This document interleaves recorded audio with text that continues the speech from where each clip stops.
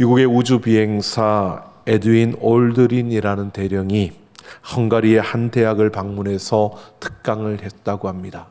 자신이 그 달에 착륙했을 때 그때의 감격스러운 그 이야기들을 그가 이렇게 펼쳤습니다. 달에 첫 발을 내딛었을 때 자신도 모르게 자신의 입에서 할렐루야라고 외치게 되었다고 합니다. 그러면서 그는 하나님이 그곳에서 정말 가깝게 느껴지더라라고, 그리고 하나님이 가까이 느껴지더라, 이렇게 고백을 했다고 합니다. 그 강연을 듣고 있던 한 대학생이 이렇게 질문을 했다고 합니다. 소련의 가가린은 우주에 가서도 하나님을 못 보았다라고 했는데 당신은 어떻게 하나님을 보았다고 하십니까? 라고 묻자 그는 이렇게 답했습니다. 마음이 청결한 자만이 하나님을 볼 수 있습니다. 마음의 눈으로, 영의 시각으로 하나님을 볼 수 있는 것입니다 라고 했다는 것입니다.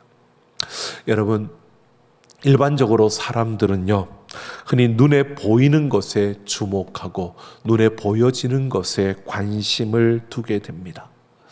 그리고 그것이 전부라고 생각합니다. 하지만 우리는 분명히 부정할 수 없는 것이요, 보이는 것이 전부가 아니라 보이지 않는 무언가, 그 힘이 이 세상 속에 움직이고 있다는 것을 많은 이들이 알고 또 그것을 인정할 수밖에 없는 일들이 우리 앞에 펼쳐집니다. 여러분, 하나님을 믿는 믿음의 자녀들은 영의 눈을 떠서 보이는 것이 아니라 보이지 않는 그곳에 하나님의 섭리의 손길이 있음을 우리는 고백합니다. 여러분, 우리가 세상을 살아가면서 분명히 보이는 것을 바라보며 살아가는 이들과 보이지 않는, 보이는 것뿐만 아니라 그 보이지 않는 것을 바라보며 살아가는 그 삶의 모습은 분명히 다르다는 것을 우리는 보게 됩니다. 여러분, 바울은 자신을 둘러싼 그 환경과 자신에게 일어나는 수많은 일들, 그 일들만 생각하면 좌절할 수밖에 없고 절망할 수밖에 없고 또 넘어질 수밖에 없는 그런 환경, 그런 상황이었습니다. 그런데 바울은 넘어지지 않았습니다. 그런데 바울은 좌절하지 않았습니다. 포기하지 않았습니다.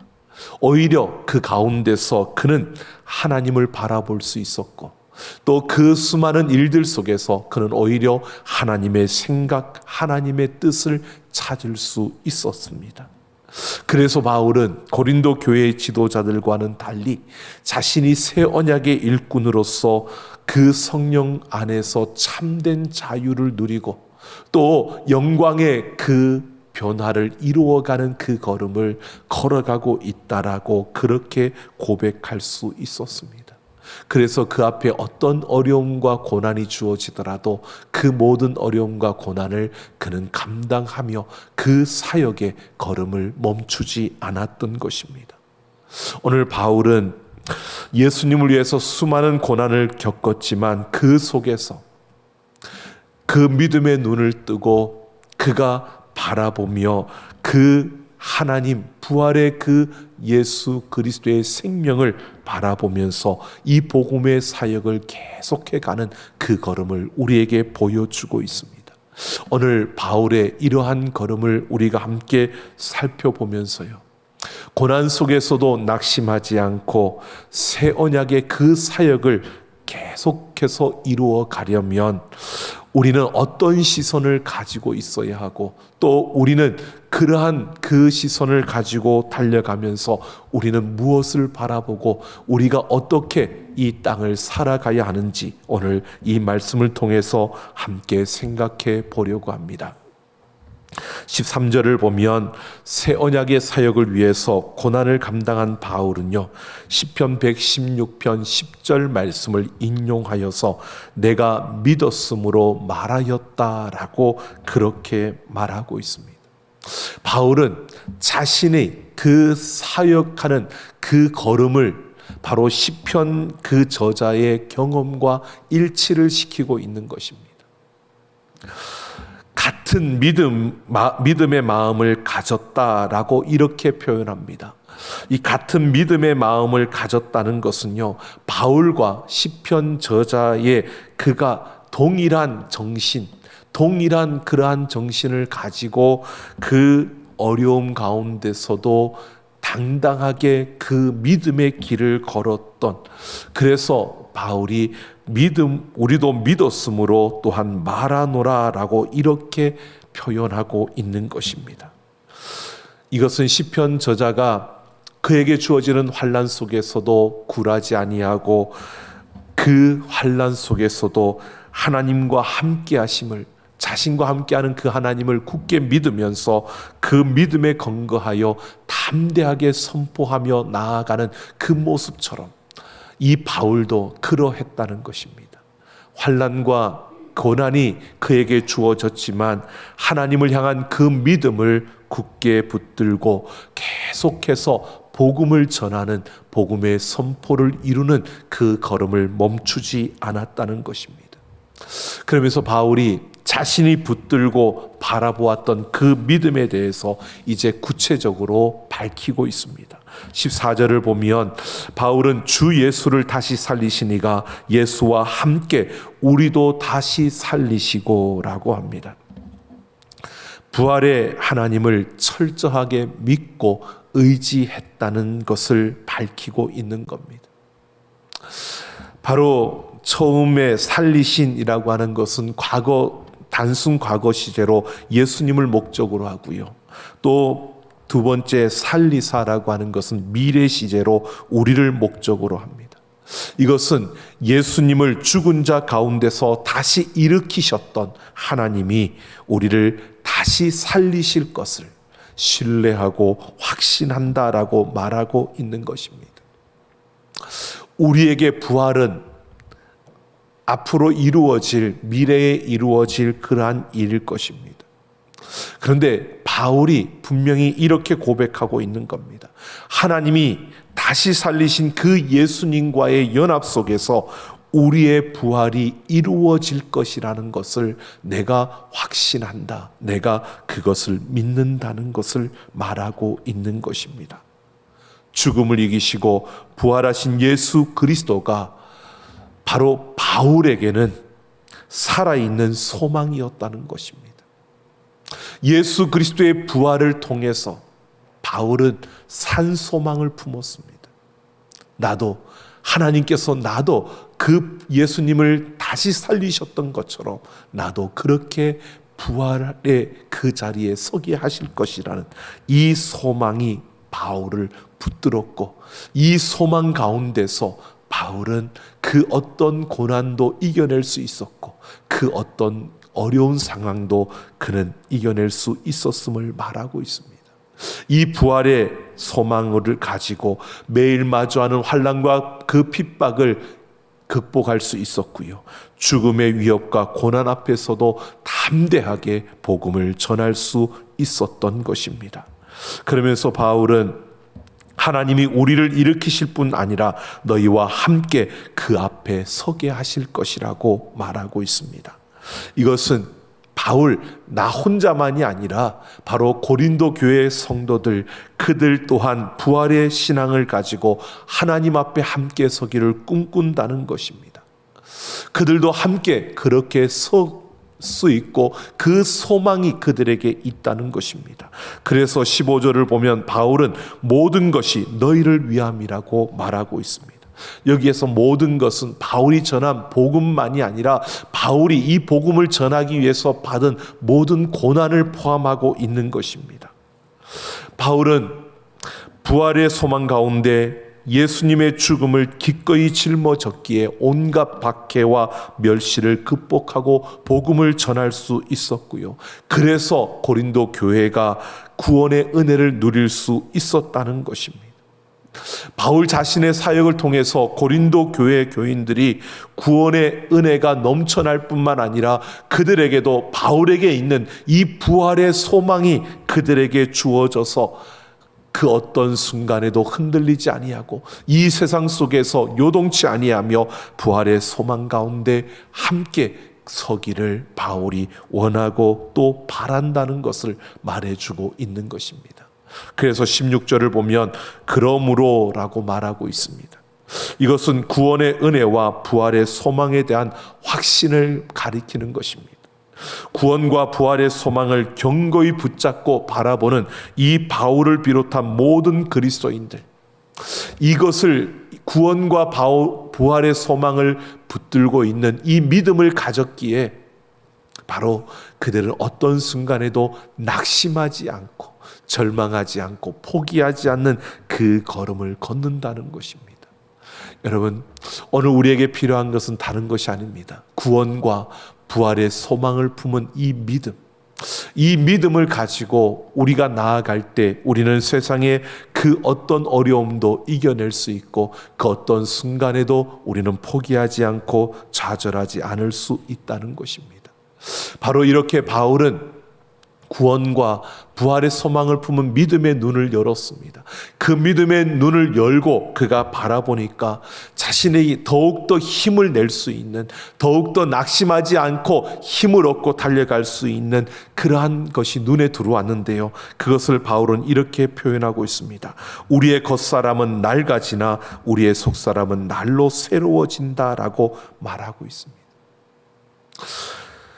여러분, 여기에서 겉사람과 속사람의 이해는 육체와 영혼으로 나누는 영육이혼론의 관점으로 바라보는 것이 아닙니다.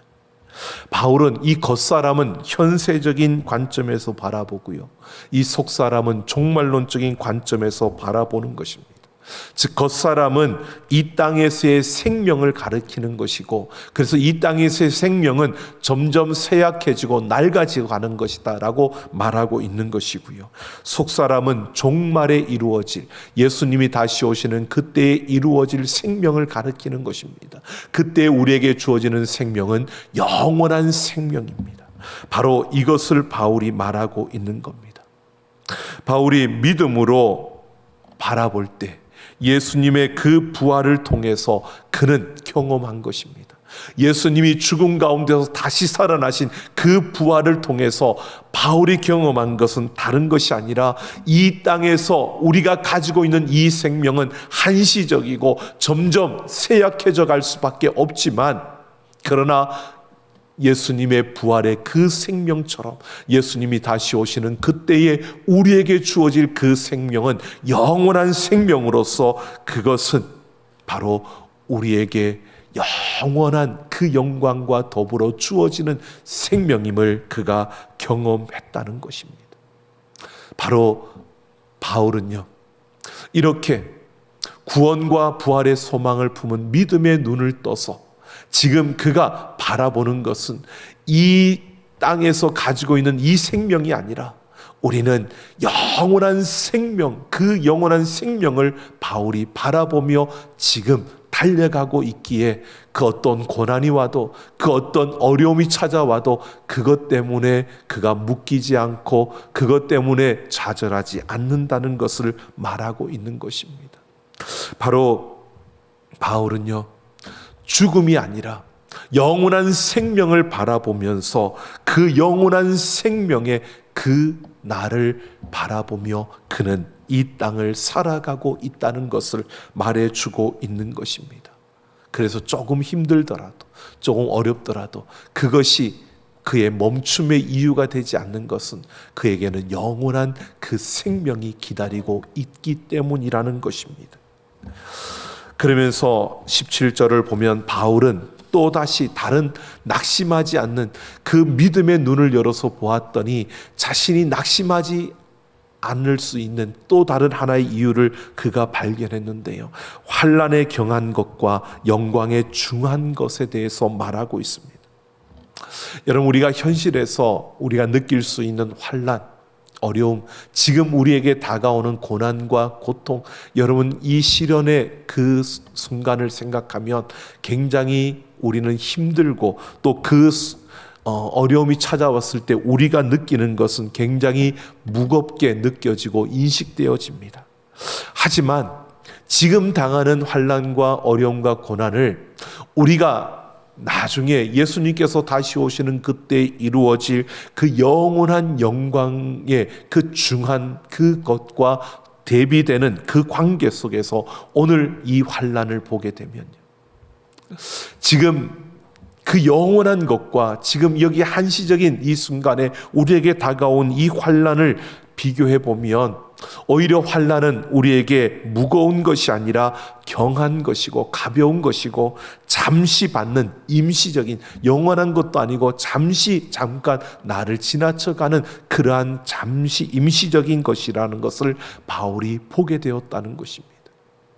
구원과 부활의 소망을 품 믿음의 눈으로 보니까 지금 우리에게 주어지는 그 환난과 고통과 어려움은 결코 우리에게 무거운 것이 아니라 영광에, 우리가 받을 영원한 영광에 비하면 그것은 굉장히 가벼운 것이고, 뿐만 아니라 바울이 이렇게 말하고 있습니다. 환난에 경한 것이 영원한 영광에 중한 것을 우리에게 이루게 함이니라 라고 말합니다. 이 환난은요, 바울이 깨달은 것이 이것입니다. 이 환난은 우리로 하여금 하나님을 더 의지하도록 만드는 그러한 힘이라고 말하고 있는 것입니다.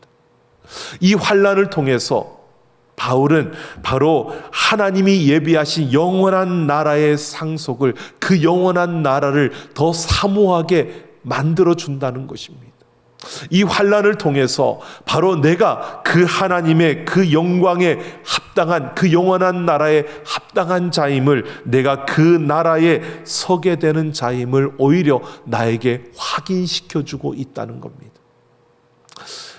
바울이 믿음의 눈을 열어서 그 영원한 영광을 바라보니까 지금 우리에게 주어지는 환난은 그냥 아픔과 어려움과 내게 고통을 주는 그러한 환난이 아니라, 이 환난을 통해서 우리는 더욱더 내가 영원한 그 나라의 주인이 되고 영원한 그 나라에 들어가게 되고 영원한 그 나라에 합당한 자이기에 나로 하여금 그 환난이 나에게 찾아와서 그것을 더 내가 알 수 있도록 확인시켜주고 있다고 그가 말하고 있는 것입니다.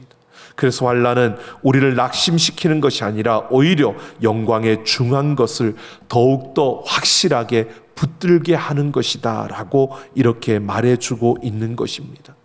영원한 영광을 바라보는 그리스도인에게 고난은요, 내가 하나님의 친자녀라는 사실을 깨닫게 해줄 뿐만 아니라 하나님이 나를 사랑하고 있다는 증표이고, 또한 이것은 우리에게 유익이 되는 것임을 그가 말해주고 있는 겁니다. 바울이 이렇게 낙심하지 않을 수 있는 이런 이유들을 보게 된 것은 다른 것이 아닙니다.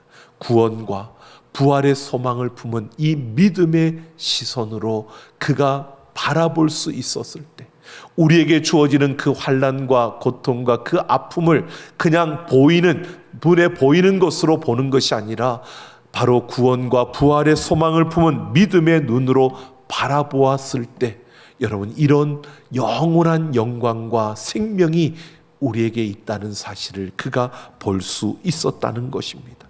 그래서 18절을 보면 우리가 주목하는 것은 보이는 것이 아니요 보이지 않는 것이라고 말하고 있습니다. 여기서 주목한다라고 하는 것은 시선을 고정시킨다라고 하는 뜻이고요, 현재 시제를 사용해서 지속적으로 한 곳에 시선을 고정하고 살아가고 있는 모습을 말하고 있는 겁니다. 여러분, 우리는 바울처럼요, 구원과 부활의 소망을 품은 믿음의 눈으로 우리가 오직 하나님의 그 영원한 영광과 그 영원한 생명을 바라보며 살아가는 그러한 자들이 되기를 예수님의 이름으로 축원합니다. 바울은 믿음의 눈을 떠서 눈에 보여지는 지금 내 앞에 일어나는 그 일들을 보는 것이 아니라 그 너머의 영원한 생명과 영원한 영광을 바라보았습니다.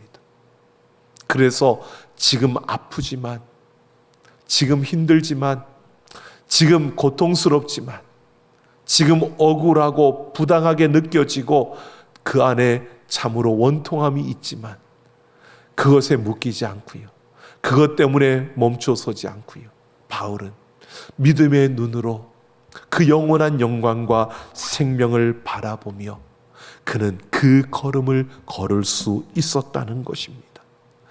여러분, 지속적으로 한번 바라보고 그냥 끝나는 것이 아니라 계속해서 매일매일 매 순간순간마다 영원한 그 생명과 영원한 영광을 바라보며 달려갈 수 있는 우리가 되기를 예수님의 이름으로 축원합니다. 사무엘상 16장 7절을 보면 하나님께서 사무엘에게 이렇게 말씀하십니다. 그 용모와 신장을 보지 말라. 내가 이미 그를 버렸노라. 나의 보는 것은 사람과 같지 아니하니 사람은 외모를 보거니와 나 여호와는 중심을 보느니라 라고 말합니다. 하나님께서 사무엘을 통해서 이새의 집에 가게 하셨고요.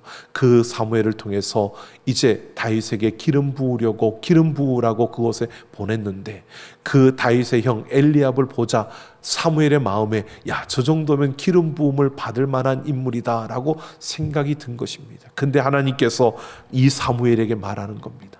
그 용모와 신장을 보지 말라. 내가 이미 그를 버렸다. 내가 보는 것은 사람과 같지 않다는 겁니다.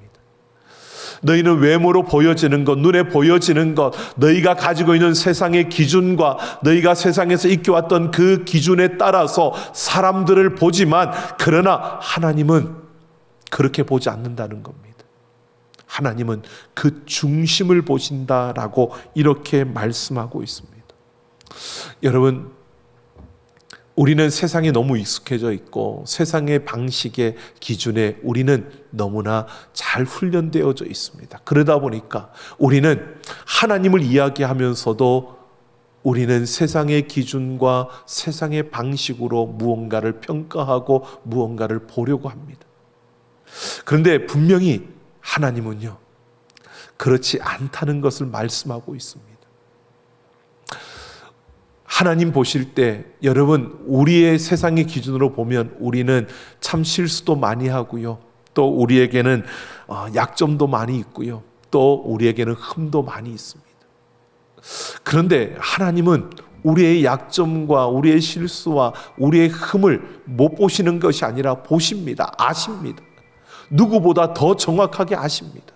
그런데 그렇게 보시고 아시면서도 하나님은요, 우리의 중심을 보신다고 말합니다.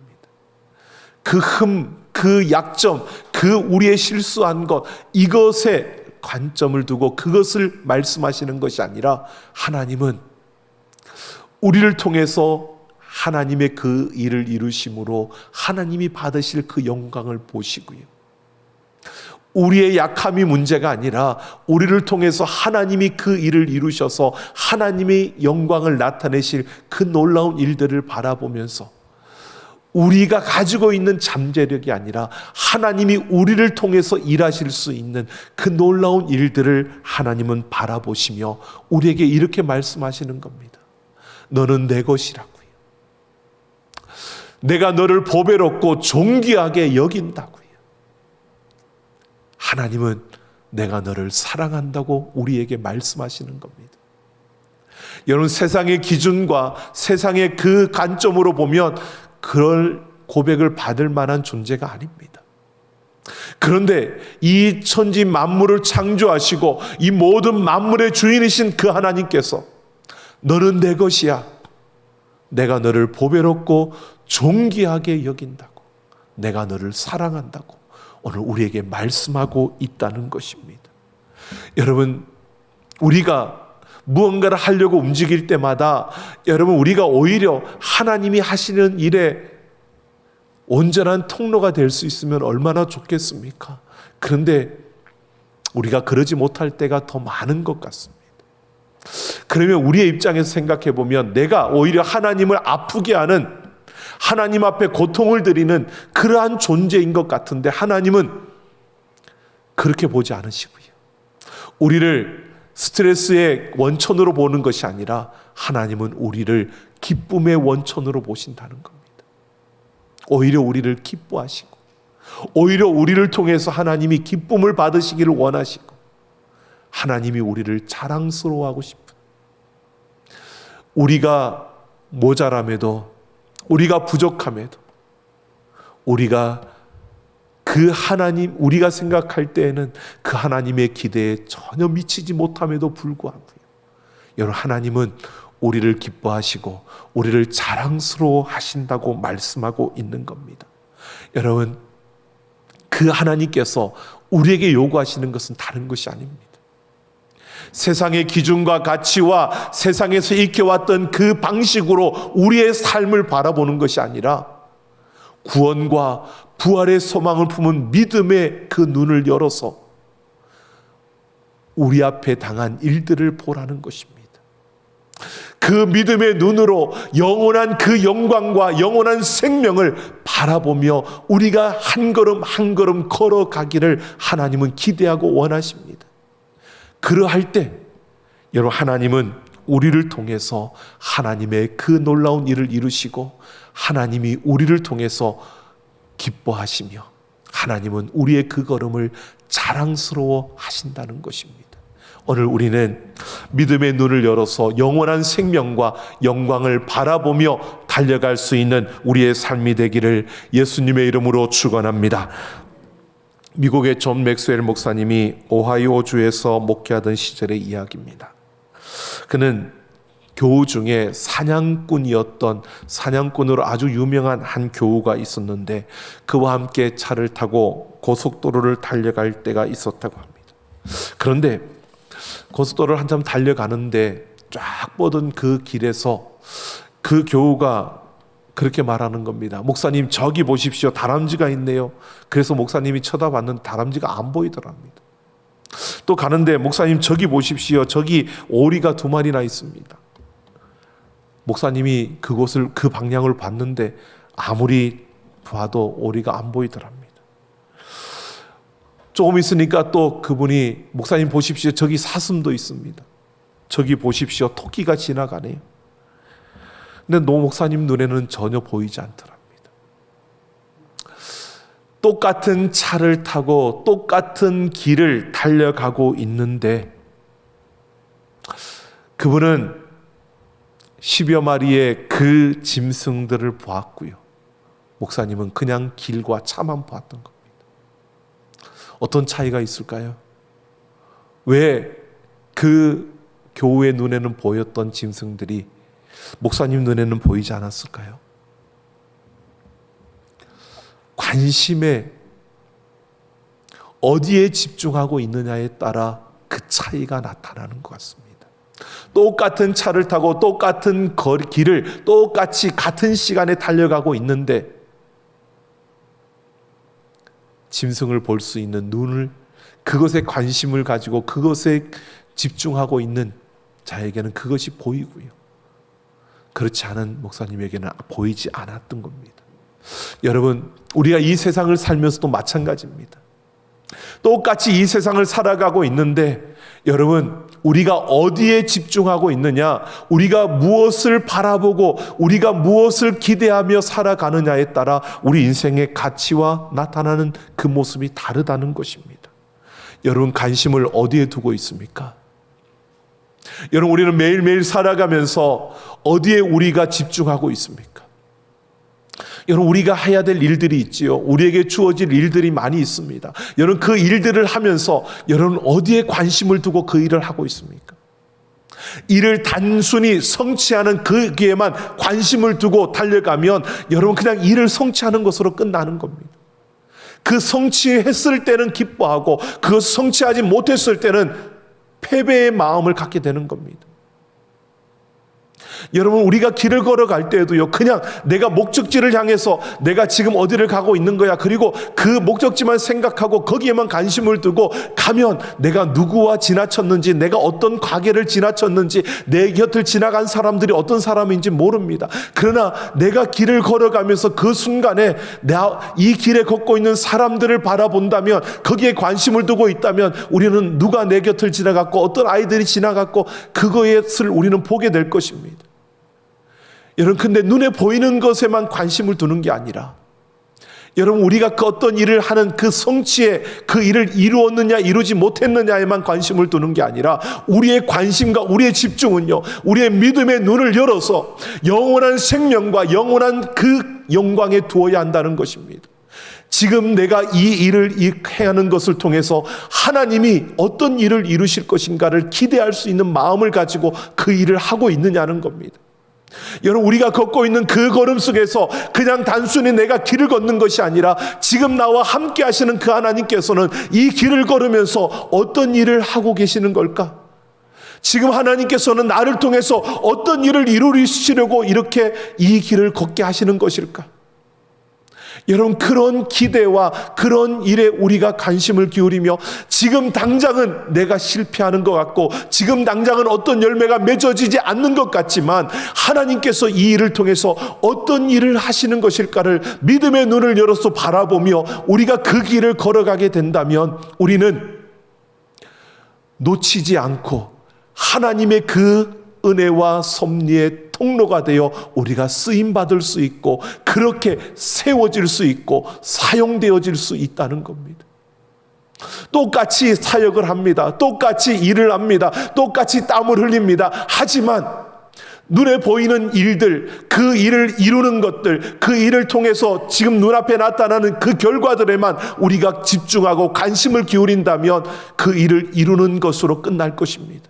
그런데 그 일을 하면서 하나님이 하실 일들, 이것을 통해서 하나님이 이루실 일들, 하나님이 이것을 통해서 원하시는 것들을 우리가 믿음으로 바라본다면 우리는 아주 작은 것도 놓치지 아니하고 그 속에서 하나님의 뜻을 이루고 그 영원한 영광과 영원한 생명을 우리는 살려내는, 우리가 이 세상을 살아가는 그 한순간순간이 하나님의 기쁨이 되며 자랑이 될 수 있다는 것입니다. 여러분, 우리의 마음을 어디에 두고 있습니까? 우리의 관심을 어디에 두고 있습니까? 지금 내게 일어나는 환난과 고난과 내게 주어진 일들, 여러분, 그것을 그냥 외면하고 도외시하라는 것이 아닙니다. 그 일들을 우리가 견디며 나아가야죠. 그러나 우리가 해야 될 일들을 해야죠. 그러나 우리가 그 일을 하는 것에 관심을 두는 게 아니라 그 일을 통해서 하실 하나님의 역사에 관심을 두고 이 일들을 통해서 이루실 하나님의 그 뜻에 관심을 두고 우리가 그 순간을 걸어간다면 우리는 하나님이 기뻐하시는 그 일들을 이룰 뿐만 아니라 하나님의 그 아름다움을 놓치지 않고 이루어갈 수 있게 되는 것입니다. 오늘 우리에게 주어진 삶에서요, 조금 느릿느릿 걷는 거, 그냥 걸음걸이를 느릿느릿 걸으라는 게 아니라 여러분, 우리의 삶에서 믿음의 눈을 열어서 영원한 생명과 영원한 영광을 바라보며 오늘 이 일을 통해서 하나님이 하실 일들을 기대하면서 그 하나님과 함께 달려갈 수 있는 우리 모두가 되기를 예수님의 이름으로 축원합니다. 함께 찬양하겠습니다.